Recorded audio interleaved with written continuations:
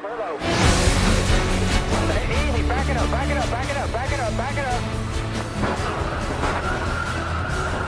Right in the middle of it, guys, right in the middle of it. Still there. Watch the forward, watch them. Right, come on, Boo. You're good, it's still good, still good. I got a wreck behind you. Caution's out, caution's out. I'm on you. Oh, we're wrecking, boys.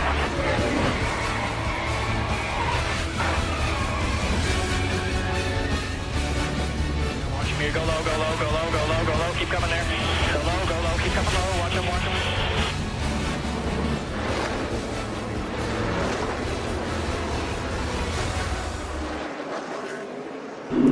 Well, good evening, everybody, and welcome to Life in the Fast Lane, WMRG 95.3.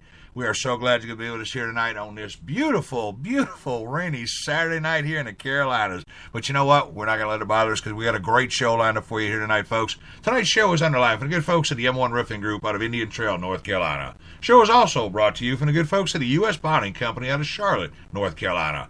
Tonight's underlined associate here, the M&L Riggers Incorporated out of Monroe, North Carolina. Well, race fans, NASCAR weekend here, the Monster Mile, the big-time decision here with Mother Nature. NASCAR was able to pull it off. We got a lot to talk about and a whole lot of time to get it done in here. I want to welcome you to the show tonight here, WMRG 95.3, with your host tonight, the G-Man, and also our racing analyst and our NASCAR specialist here, Mr. Wesley Outland. Good evening, Wesley. Let's get it on, brother. Hey, man, I don't know if you bring me out of the gate big. I'll tell you what, hey, I'm excited to be a part of Life in the Fast Lane, this new great show that WMRG's got going on. And I know we've met each other for numerous times in years past. And finally, our paths are able to align and across for this opportunity. And, man, I'm looking forward to really working with you. Got a lot of big things happening. Of course, we're going to be at Martinsville next weekend for the Valley Star Credit Union 300. We're going to have some driver interviews for that. Got some great content coming very shortly with drivers like Jonathan Davenport, the Lucas Oil Late Model Dirt Series points national champion, and the Coconut Shane Clanton, the World of Outlaw Late Models champion, where all he's got to do is enter for the race at Charlotte for the World Finals at the dirt track, and he's clinched the championship. Carl Short to talk about the Dirt Track World Championship and a whole bunch more. All those are upcoming great show guest lineups. But, yeah, you know, we got NASCAR going on over round 3 of the chase. And, yeah, we're fighting the remnants of Hurricane Joaquin. Thank the good stars above and the good Lord above that we didn't get hit by the brunt of the storm. It stayed more into the ocean and didn't come inland.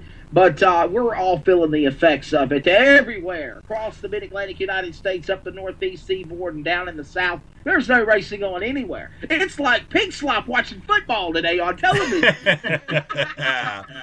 You know, I got to say one thing, though, Wesley.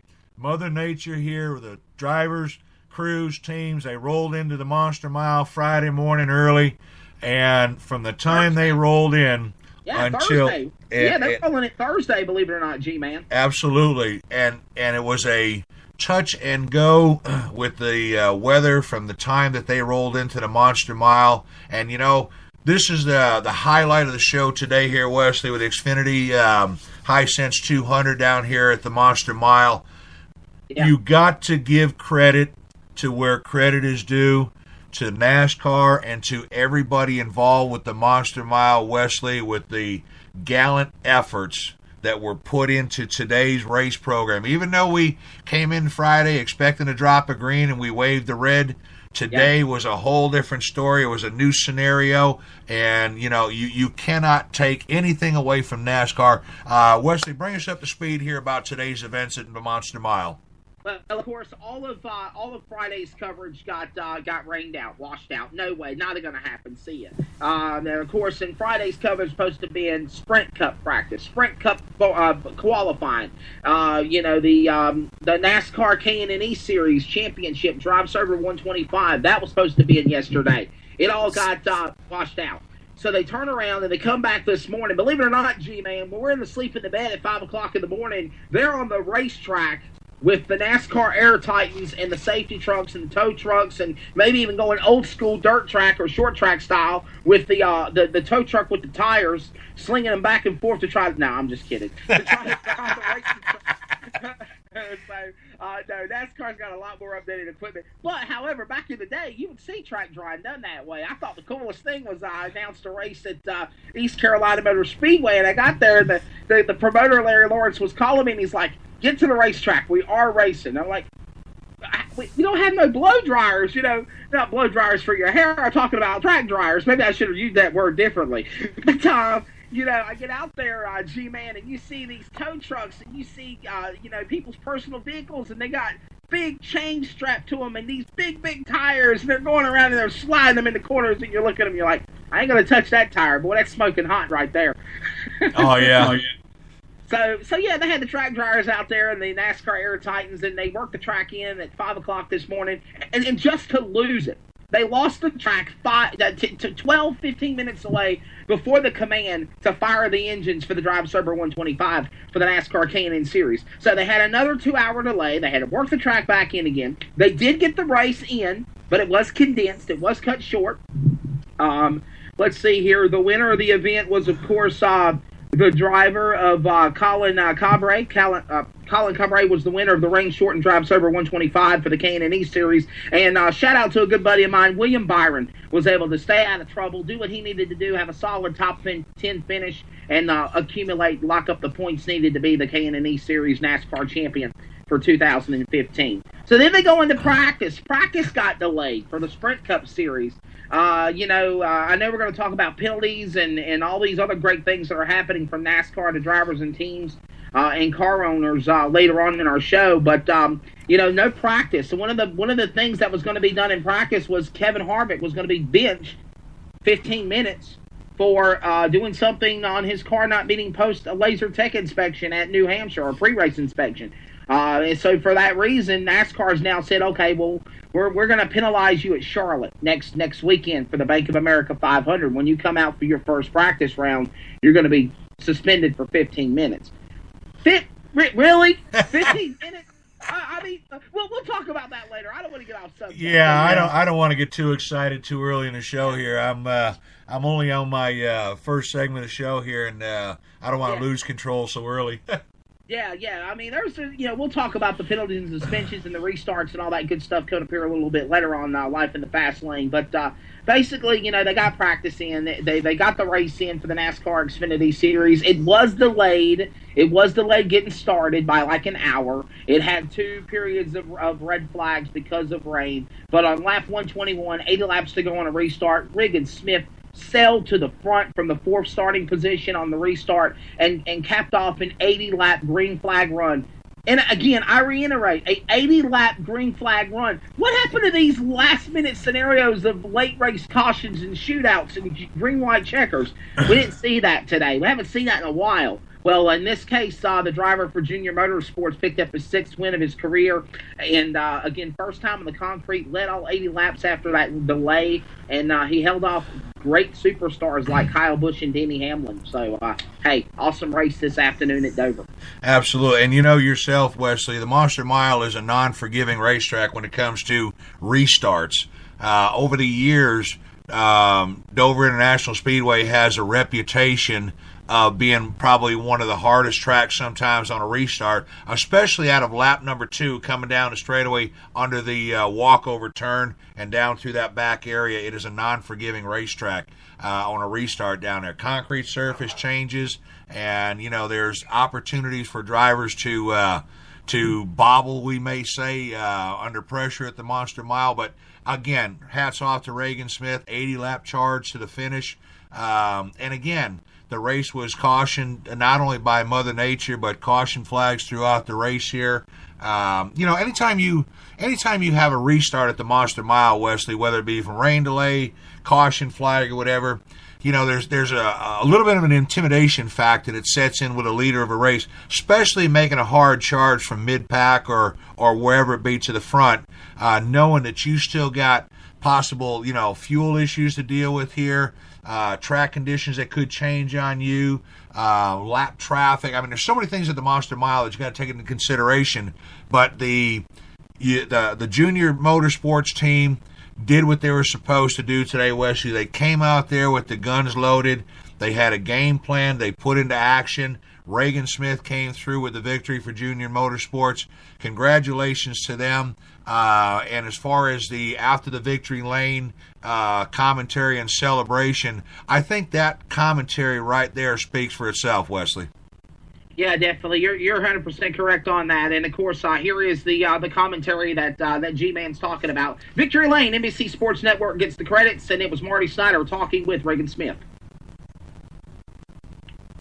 And he had enough fuel for the burnouts and to make his way back here to Victory Lane. Regan Smith, first ever win at Dover, and this is how they're going to celebrate this evening.